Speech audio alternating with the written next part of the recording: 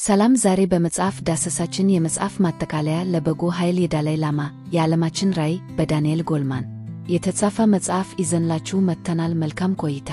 ለበጎ የሚሆን ኃይል የዳላይ ላማን ራዕይ ለበለጠ ርኅሩህ ስነ ምግባርና ዘላቂነት ለዓለም ያቀርባል። በታዋቂው የስነ ልቦና ባለሙያና የስሜታዊ ኢንተለጀንስ ደራሲ ዳንኤል ጎልማን የተጻፈው መጽሐፉ ግለሰቦች ውስጣዊ እሴቶችን እንዴት ማዳበር እንደሚችሉ እና እንደ ድህነት፣ ብጥብጥ፣ የአካባቢ ውድመትና የሥርዓት ኢፍትሐዊነት ባሉ ዓለም አቀፍ ተግዳሮቶች ላይ ተግባራዊ ማድረግ እንደሚችሉ ይዳስሳል።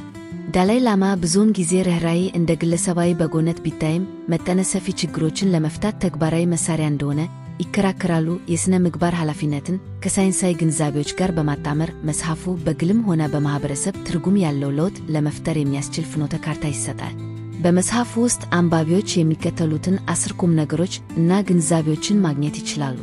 1. ርኅራኄ ከስሜት በላይ ነው፣ ለድርጊት ጥሪ ነው። ዳላይ ላማ ርኅራኄ በግላዊ ደግነት ብቻ የተገደበ ሳይሆን ማኅበረሰባዊ አወቃቀሮችን በንቃት መቀረጽ እንዳለበት ያሳስባል። የሥነ ምግባር ኃላፊነት ከግለሰባዊ ግንኙነቶች በላይ የሚዘልቅ እና በፖለቲካ፣ በኢኮኖሚና በትምህርት ላይ ተጽዕኖ ሊኖረው ይገባል ብሎ ያምናል። ለምሳሌ ከትርፍ ይልቅ ለሰው ልጅ ደህንነት ቅድሚያ የሚሰጡ ንግዶች እንዴት በረጅም ጊዜ ዘላቂነት እንደሚኖራቸው ተወያይቷል። ርኅራኄ ያለው አመራር በስግብግብነት ላይ የተመሠረተ ውሳኔ ከማድረግ ይልቅ ወደ ጤናማ ኢኮኖሚና ፍትሐዊ ማኅበረሰቦች ይመራል። ደራሲው ጎልማን ይህን የይገባኛል ጥያቄ በመደገፍ ርኅራኄ ጭንቀትን እንደሚቀንስ፣ ትብብርን እንደሚያሳድግ እና የበለጠ ጠንካራ ማኅበረሰቦችን እንደሚያሳድግ በሚያሳዩ ሳይንሳዊ ጥናቶች ምሳሌ አድርጎ ያቀርባል። እውነተኛ ርኅራኄ ከግል መስተጋብር ያልፋል። እውነተኛ ለውጥ ለመፍጠር በፖሊሲዎች፣ በሥራ ቦታዎችና በተቋማት ውስጥ መካተት አለበት። 2. ስሜታዊ ንጽሕና እንደ አካላዊ ንጽሕና በጣም አስፈላጊ ነው። ዳላይ ላማ የስሜት ንጽሕናን አስፈላጊነት አጽንዖት ይሰጣል። እንደ ቁጣ፣ ቅናት እና ፍርሃት ያሉ አሉታዊ ስሜቶችን የመቆጣጠር ልምድን ያዳብራል ይላል። ሰውነታችንን በየቀኑ እንደምናጽዳው ሁሉ ወደ ግጭትና ስቃይ ከሚመሩ መርዛማ ስሜቶችም አእምሮአችንን አዘውትረን ማጽዳት አለብን ይላል። ስሜታዊ ሚዛንን ለመጠበቅ እንደ መሳሪያዎች ማሰብ እና ራስን ማወቅን ይጠቁማል። በጎልማን የተጠቀሰው ጥናት ይህንን ሐሳብ ይደግፋል። ይህም ጥንቃቄ ማድረግ ጭንቀትን እንደሚቀንስ እና አጠቃላይ ደህንነትን እንደሚጨምር ያሳያል። ለምሳሌ በሜዲቴሽን ላይ የተደረጉ ጥናቶች የማያቋርጥ ልምድ አእምሮን እንደገና እንደሚያስተካክል፣ ግለሰቦችን የበለጠ ርኅሩህ፣ ታጋሽ እና ስሜታዊ ታጋሽ ራሳቸውን የመግዛት አቅም እንዲኖራቸው ያደርጋል። አካላዊ ንጽሕናን እንደምንጠብቅ ሁሉ በአእምሮ እና ራሳችንን በማንጸባረቅ የገዛ ስሜቶቻችንን ማወቅ፣ መለማመድ እና መንከባከብ አለብን። 3. የርኅራኄ ተጨባጭ ሳይንስ ነው። ከመጽሐፊ ማዕከላዊ መከራከሪያዎች አንዱ ርኅራኄ የሞራል ሐሳብ ብቻ አይደለም፣ ለመዳን ተግባራዊ አስፈላጊነት ነው። ዳላይ ላማ መተባበር እና ደግነት በሰው ልጅ ዝግመተ ለውጥ ውስጥ ወሳኝ ሚና መጫወቱን የሚያሳዩ ጥናቶችን ጠቅሷል። ለጋራ እንክብካቤ ቅድሚያ የሚሰጡ ማኅበረሰቦች የበለጠ የተረጋጋና የበለጸጉ ይሆናሉ። ጎልማን በዚህ ጉዳይ ላይ ስለ ኒውሮፕላስቲሲቲ በመወያየት ያስፋዋል። አንጎል በተሞክሮዎች ላይ ተመስርቷል። ሆን ብለን ርኅራኄን በማዳበር ደግነትን ከጥረታዊ ይልቅ ተፈጥሯዊ ምላሽ የሚያደርጉትን የነርቭ መንገዶችን ማጠናከር እንችላለን።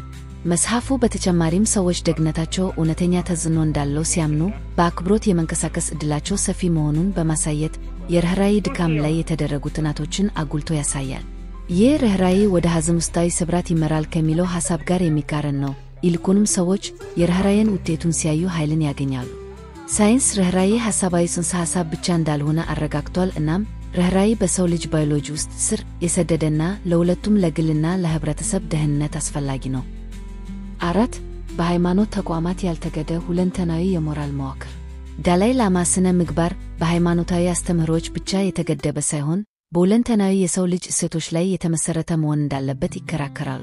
ስነ ምግባር ከሃይማኖታዊ አስተምህሮ ይልቅ በእውቀት፣ በሳይንሳዊ ማስረጃዎች እና በሰዎች ልምድ የሚመራበትን ዓለም አይቷል።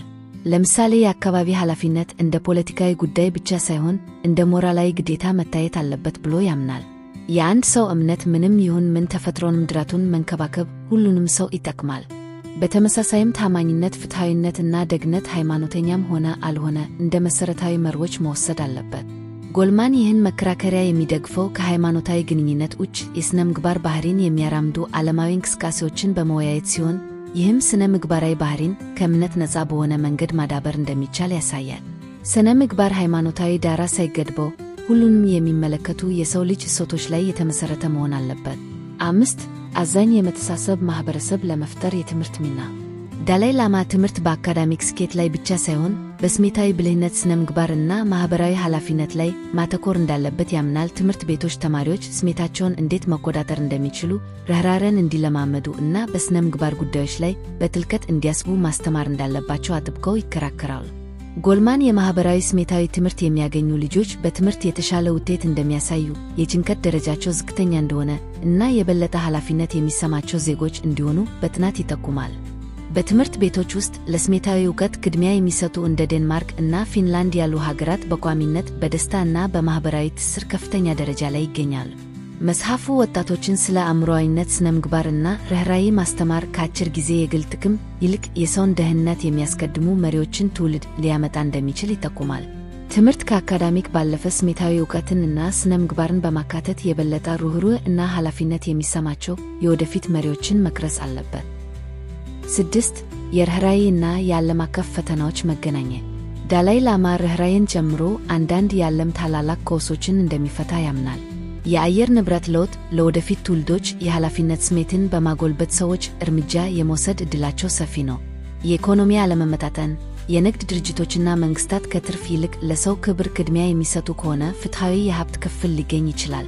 እውቀትና ጦርነት ሰዎች ለሌሎች ስቃይ ጥልቅ ስሜት ሲሰማቸው መግባባትና ውይይት ጣበኝነትን ሊተኩ ይችላሉ።